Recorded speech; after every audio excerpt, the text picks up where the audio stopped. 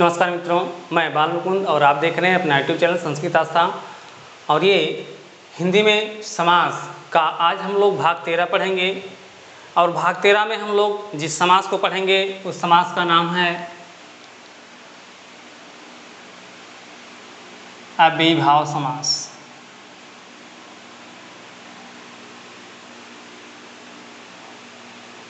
अव्ययीभाव समास। इसके पहले तत्पुरुष समास के सभी भेद, कर्मधारय समास, द्विगु समास, न्यास समास, ये सभी पढ़ा दिए गए हैं। तो इसके पहले के वीडियो को अगर आपने नहीं देखा है ज़रूर देख लीजिएगा। और चैनल पर नए हैं तो चैनल को सब्सक्राइब कर लीजिएगा, बेल आइकन प्रेस कर लीजिएगा। आज हम लोग समास में अव्ययीभाव समास को पढ़ेंगे और जानेंगे कि किसी भी शब्द को देखकर हम कैसे पहचानेंगे उसमें अव्ययीभाव समास है या नहीं है, इसकी क्या विशेषता होती है। इसके सारे महत्वपूर्ण उदाहरण हम लोग आज इस वीडियो में देखने वाले हैं। तो वीडियो पर लास्ट तक बने रहिएगा और देखिएगा कि इसमें आपको अव्ययीभाव समास के कौन कौन से उदाहरण दिए जा रहे हैं। तो अव्ययीभाव समास, सबसे पहले बात कर लेते हैं अव्ययीभाव शब्द की। तो इसमें अव्यय और भाव दो शब्दों को जोड़ा गया है। अव्यय भाव को जोड़ करके अव्ययी भाव यानी अव्यय वाला भाव, इसका मतलब होता है। अब अव्यय वाला भाव होता है जिस समस्त पद में, उस समस्त पद में अव्ययीभाव समास होता है। अव्यय का भाव क्या होता है, अव्यय क्या चीज़ होता है, आइए थोड़ा सा इस पर हम लोग विचार कर लेते हैं, इसके बाद आगे बढ़ते हैं। तो अव्यय आपका हिंदी में एक चैप्टर है, आगे चल के हम पढ़ाएंगे। यहाँ थोड़ा सा जान लेते हैं अव्यय क्या होता है। तो अव्यय कुछ और नहीं होता, अव्यय एक प्रकार का शब्द होता है। उस शब्द का रूप परिवर्तित नहीं होता। जी हाँ, अव्यय एक ऐसा शब्द होता है जिस शब्द का रूप कभी भी परिवर्तित नहीं होता है, बदलता नहीं है। वह शब्द हमेशा हर स्थिति में, हर दशा में वैसे का वैसा ही रहता है, उसका रूप कभी भी बदलता ही नहीं है। जैसे आपने देखा होगा कहीं पर यह लिखा जाता है, यह कुर्सी है। अब यहाँ यह इसलिए लिखा गया कि कुर्सी की संख्या 1 थी। अगर कुर्सी की संख्या 1 से अधिक है तो यह के स्थान पे ये का इस्तेमाल होगा। ये कुर्सियाँ हैं। इस प्रकार आपका यह और ये का रूप आप देख रहे हैं तो बदल गया है। यहाँ पर यह एक वचन के लिए, वही शब्द बहुवचन के लिए ये बन गया है। इसी प्रकार कुर्सी को आप देख रहे हैं, एक संख्या है तो कुर्सी, और एक से ज़्यादा संख्या हुई तो कुर्सियाँ उसी शब्द का बदल करके दूसरे रूप में इस्तेमाल हो गया है। तो ऐसे शब्द बदल रहे हैं, ऐसे शब्द अपने रूप को बदल देते हैं। जब भी एक वचन की बात हो तो कुछ और इनका रूप रहता है, जब बहुवचन की बात हो तो उनका रूप कुछ और हो जाता है। तो ऐसे शब्द अव्यय नहीं होते हैं जिनका रूप इस प्रकार से बदलता है। अब हम आपको दे रहे हैं कुछ ऐसे शब्द जिनका रूप कभी भी बदलता नहीं है, वो अव्यय होते हैं। जैसे यहाँ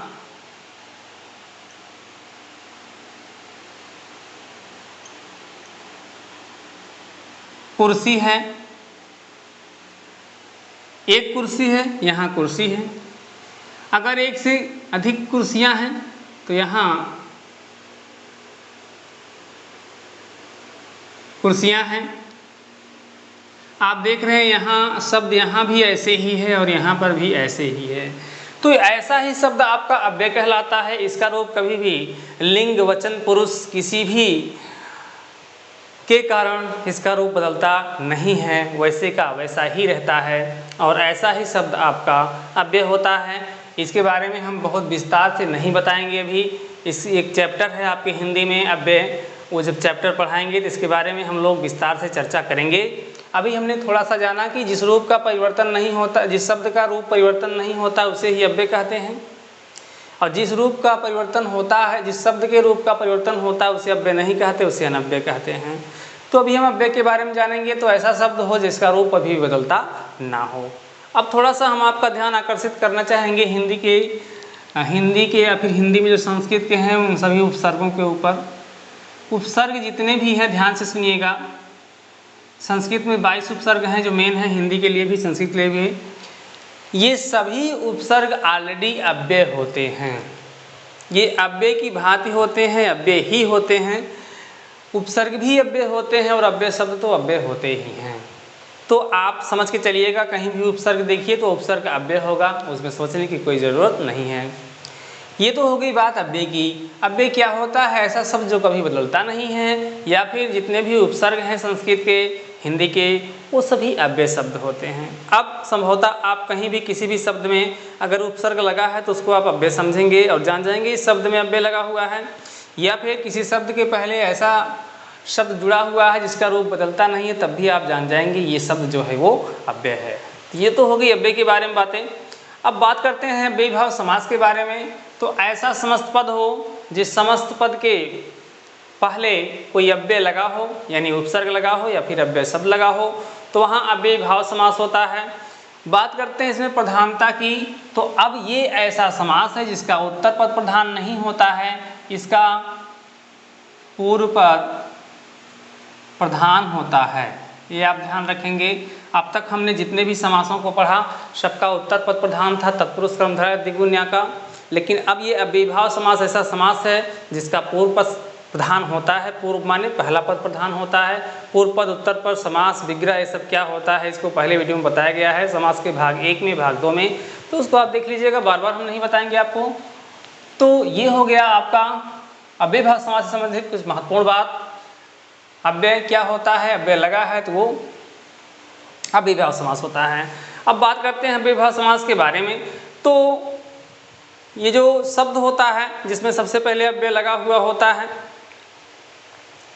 ये अव्यय ही इसकी पहचान होती है अव्ययीभाव समास, इसलिए ही इसका नाम पड़ा क्योंकि इस समास में अव्यय का इस्तेमाल होता है। सबसे पहले शब्द के पहले अव्यय लगा हुआ होता है। जैसे अब एक शब्द हम शुरू कर रहे हैं, जैसे आपका बहुत ही चर्चित एक शब्द है जो परीक्षाओं में बहुत पूछा जाता है, अभी हम उसको लिखेंगे, वो है यथा को लेकर। यथा अव्यय शब्द को जोड़ करके तमाम बहुत ही ढेर सारे अव्ययीभाव समास के उदाहरण बनाए गए हैं। तो अभी हम एक यहाँ आपको बता रहे हैं, जैसे यथा संभव, ये आपका एक शब्द है यथा संभव। संभवतः आप इसको देखते ही जान गए होंगे कि इसमें अव्ययीभाव समास है। क्यों? क्योंकि संभव के पहले एक शब्द लगा हुआ है यथा। यथा एक अव्यय शब्द है।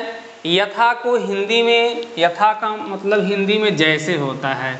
जैसे आप कोई उदाहरण पढ़ते हैं और जब उदाहरण के बाद उसका कोई परिभाषा पढ़ते हैं, परिभाषा के बाद उसका उदाहरण देना होता है, तो जैसे करके फिर उदाहरण को दिया जाता है, उसी को संस्कृत में यथा कहते हैं। तो ये जैसे ऐसा शब्द है जो अव्यय शब्द है, क्योंकि आपने जहाँ भी लिखा हुआ इसको देखा होगा, इसी रूप में लिखा हुआ देखा होगा, जैसे ही लिखा जाता है।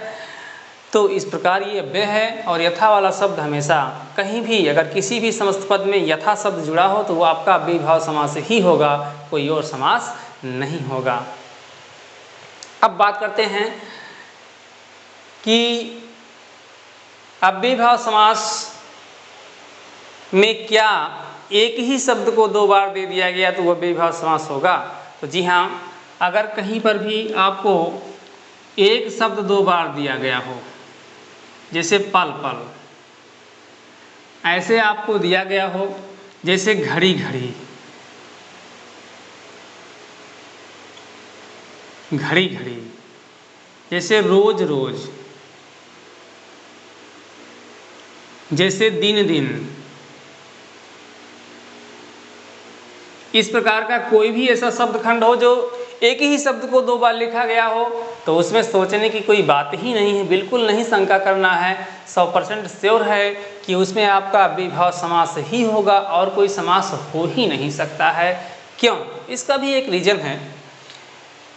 एक शब्द को 2 बार बोलने की क्या ज़रूरत है? एक ही शब्द को 2 बार क्यों लिखा गया? अगर उस शब्द का बहुवचन बन सकता तो उसको एक ही बार बहुवचन में लिख दिया जाता। उसका बहुवचन नहीं बना, जैसे रोज का बहुवचन नहीं होता है, रोज को बताना हुआ बहुवचन में, तो उसके लिए उसी शब्द को 2 बार लिख दिया जाता है। घड़ी को 2 बार लिख दिया गया, पल को 2 बार लिख दिया गया, दिन को 2 बार लिख दिया गया। इसलिए वो तो हर हाल में अव्यय होता ही है, क्योंकि उसका रूप परिवर्तित नहीं हो पाता है, इसीलिए उसको 2 बार रखा जाता है। तो एक ही शब्द 2 बार आ जाए वहाँ पर भी अव्ययीभाव समास होता है। और यथा लगा हो या कोई अव्यय लगा हो किसी शब्द के शुरुआत में, तो वो अव्ययीभाव समास होता है। इसका प्रथम पद प्रधान होता है और इसकी कोई विशेष पहचान नहीं है। इतना बात अगर आप याद रखेंगे तो आप किसी भी क्वेश्चन को हल कर सकते हैं। और आइए अब इसके कुछ बहुत ही महत्वपूर्ण उदाहरणों को देखते हैं। उन उदाहरणों के माध्यम से हम थोड़ा सा अभ्यास कर लेते हैं, क्योंकि कहा गया हिंदी में करत करत अभ्यास से जड़मत होए सुजान। तो अभ्यास के जरिए ही, नहीं तो हम समास को पढ़ने में हमको 10 मिनट भी नहीं लगेगा, उससे भी कम समय लगेगा, पूरे समास को हम पढ़ देंगे। लेकिन जब तक हम किसी भी चैप्टर का, किसी भी अध्याय का अभ्यास नहीं करेंगे, तब तक हम उस पर पूर्णतया उसका अध्ययन नहीं कर सकते हैं। तो आइए थोड़े से कुछ बहुत ही चुने हुए उदाहरणों को देखते हैं। हम चुनकर आपके लिए लेकर आए हैं। ऐसे उदाहरणों को देखते हैं जो परीक्षाओं में बार बार आए हुए हैं और परीक्षाओं में आने की इनकी संभावना भी है। तो ऐसे उदाहरणों को हम लोग देखते हैं और सीखते हैं कुछ। जैसे एक उदाहरण है आपका, यथा योग्य। यथा लगा है तो अव्ययीभाव समास आपका हो गया। विग्रह, जितना योग्य हो। और देखते हैं तो यथा बहुत बार ये परीक्षाओं में आया हुआ है उदाहरण, यथाशक्ति। इसका समास विग्रह होगा जैसी शक्ति हो, या फिर शक्ति के अनुसार।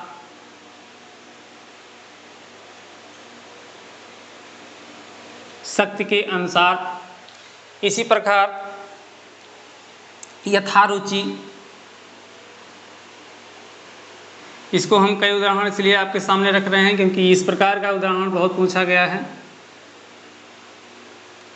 यथारुचि, तो इसका समास विग्रह होगा रुचि के अनुसार।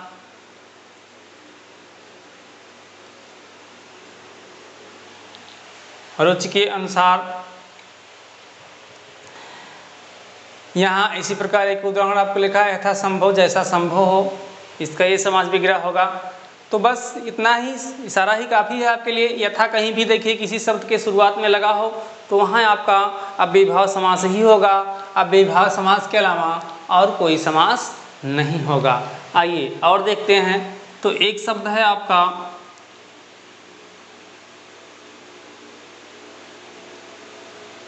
प्रतिक्षण, समास विग्रह होगा प्रत्येक क्षण। क्यों इसमें अव्ययीभाव समास है? क्योंकि इसके क्षण के शुरुआत में पहले यहाँ प्रति लगा हुआ है। और प्रति क्या है? तो आप याददाश्त पे जोर डालेंगे तो प्रति एक प्रकार का उपसर्ग है। और आपको बताया गया है कि हर उपसर्ग अव्यय होता है, और इसलिए उपसर्ग कहीं भी लगा हो, किसी भी शब्द में लगा हो, तो वहाँ आपका अव्ययीभाव समास होता है। और उदाहरण देखते हैं तो भरपूर,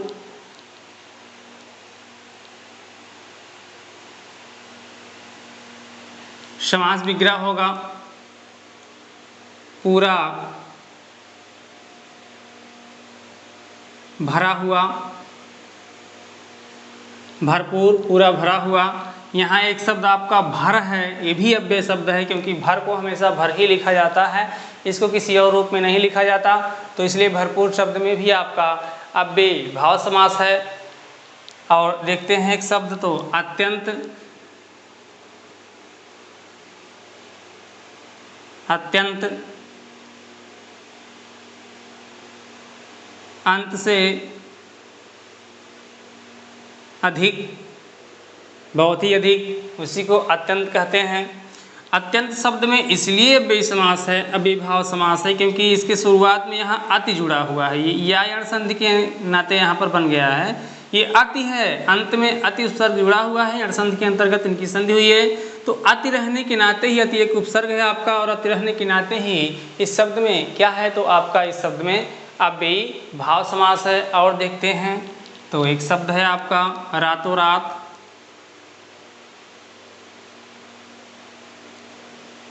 समास विग्रह होगा रात ही रात में।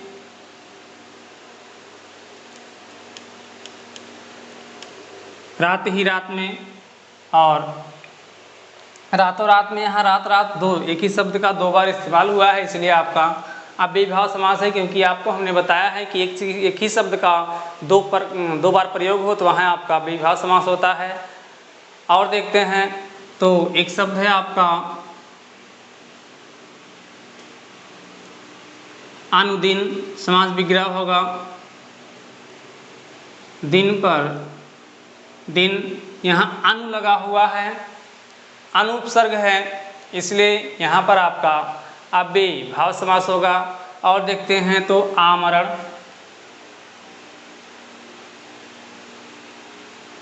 मरने तक या जीवन पर्यंत, और आजन्म, जन्म से लेकर।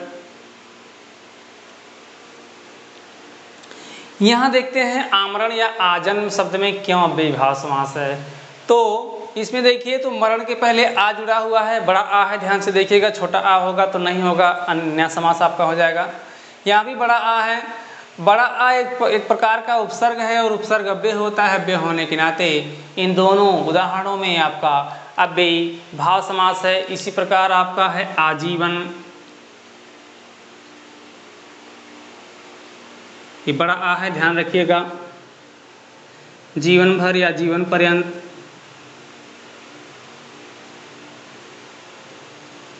जीवन पर्यंत, यहाँ भी आ जुड़ा हुआ है, इसलिए आपका अव्ययी भाव समास है। एक शब्द है आपका प्रतिशत। प्रतिशत का समास विग्रह होगा प्रत्येक शत। शत का मतलब होता है 100 पर, प्रत्येक 100 पर, उसी को प्रतिशत हम लोग बोलते हैं। मैथ का इसमें बहुत इस्तेमाल होता है। और देखते हैं तो भरपेट।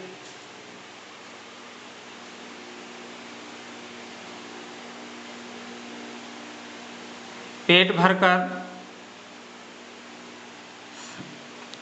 यहाँ भर आपका एक उपसर्ग लगा हुआ है, इसलिए इसमें अव्ययी भाव समास हो गया है। और उदाहरण को देखते हैं तो आपका है प्रत्यक्ष। बहुत ही स्पेशल है प्रत्यक्ष। प्रत्यक्ष, यहाँ पर एक यहाँ अक्ष शब्द जुड़ा हुआ है, और संस्कृत में अक्ष का मतलब होता है नेत्र। तो अक्ष यानी नेत्र के सामने, वैसे भी जो आंखों के सामने होता है उसे ही प्रत्यक्ष कहा जाता है। तो ये आपका एक बहुत ही बढ़िया उदाहरण है। और सार्थक देखते हैं एक शब्द सार्थक। तो इसका समास विग्रह होगा अर्थ सहित, सामान्य साथ, और सा एक उपसर्ग की तरह से जुड़ा हुआ अव्यय शब्द है, इसलिए आपका सार्थक शब्द में भी अव्ययी भाव समास है। और देखते हैं तो एक शब्द है आपका अनुरूप।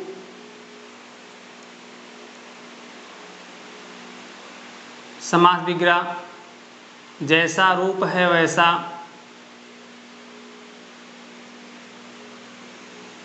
जैसा रूप है वैसा, यहाँ अनु लगा हुआ है, अनु शब्द के नाते ही इसमें आपका अव्ययी भाव समास है।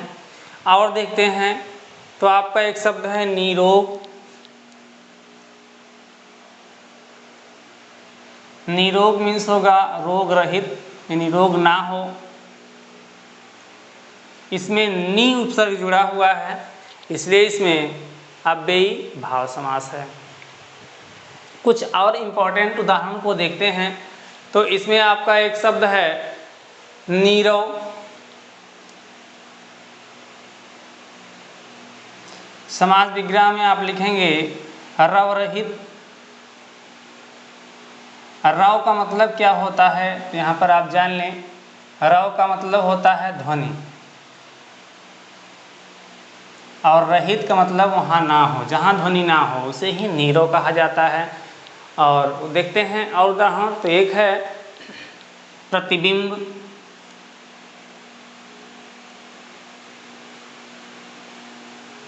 बिंब का बिंब,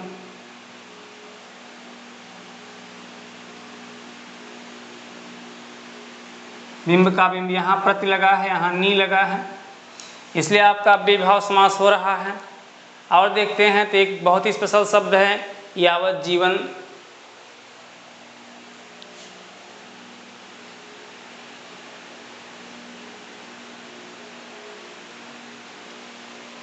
यावत जीवन का मतलब होता है, समास विग्रह होगा जब तक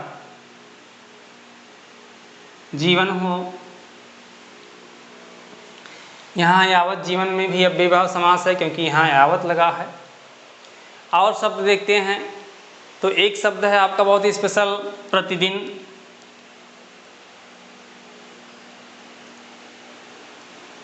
प्रतिदिन का समास विग्रह रोज रोज यानी प्रत्येक दिन। यहाँ प्रति लगा है इसलिए अव्ययभाव समास है।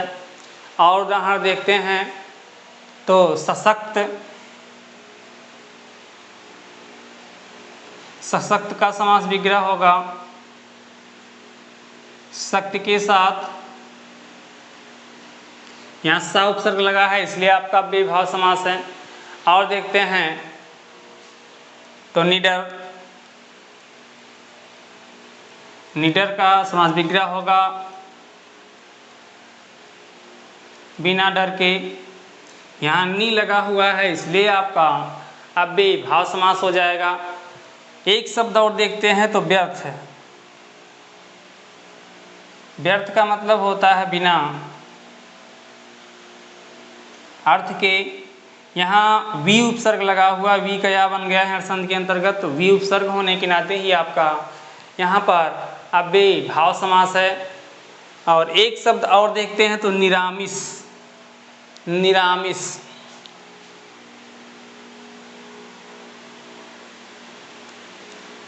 निरामिष का समास विग्रह होगा बिना आमिष के। बिना आमिष के। आमिष का क्या मतलब होता है, तो आमिष मीन्स होता है मांस वाला। आमिष का मतलब होता है मांस सहित, तो निरामिष का मतलब होगा मांस रहित। निरामिष का मतलब होगा मांस रहित। तो इस प्रकार हम देख रहे हैं कि अव्ययभाव समास के उदाहरणों में कुछ स्पेशल शब्द हैं, अव्यय हैं, लेकिन अव्यय होते हुए भी वही 4-6 शब्द ऐसे स्पेशल हैं जो बार बार प्रत्येक उदाहरणों में मिल रहे हैं। थोड़ा सा हमको दिमाग में बसाना है कि इन शब्दों को कहीं भी देखने मात्र से ही, देखते ही हम कह दें कि इसमें जो समास है वो अव्ययभाव समास है। कोई भी उपसर्ग हो, सु हो, सा हो, आ हो, अति हो, वी हो, नि हो, ऐसा कोई भी उपसर्ग हो, उपसर्ग लगा है तो श्योर है उसमें आपका अव्ययभाव समास होगा और कोई समास नहीं होगा। तो इस प्रकार हमने आज अव्ययभाव समास को समझा और अव्ययभाव समास के कुछ महत्वपूर्ण उदाहरणों को भी देखा और जान लिया कि कैसे परीक्षाओं में कोई शब्द पूछा जाएगा तो उससे देखकर हम जान जाएंगे कौन सा अव्ययभाव समास है। जैसे यदि आपसे क्वेश्चन में पूछ लिया गया निम्नलिखित में से किस शब्द में अव्ययभाव समास है, तो ऐसे किसी एक प्रकार के शब्द को ऑप्शन में आप चुनिएगा। अगर आपसे पूछ लिया गया कि यथाशक्ति में कौन सा समास है, आमरण में कौन सा समास है, यथाशक्ति में कौन सा समास है, यथासंभव में कौन सा समास है, तो आप तुरंत जानिएगा कि इसमें अव्यय लगा है और अव्यय लगा हुआ होने के नाते ही इसमें जो समास है वो आपका अव्ययभाव समास है। अव्ययभाव समास का कौन सा पद प्रधान होता है, तो इसका पूर्व पद पहला पद प्रधान होता है, इसको जरूर आप याद रखिएगा। और ये आपका स्पेशल समास है। अव्ययभाव समास से परीक्षाओं में बहुत ही क्वेश्चन पूछे गए हैं, पूछे भी जाने की संभावना है, तो इसको आप पढ़िएगा।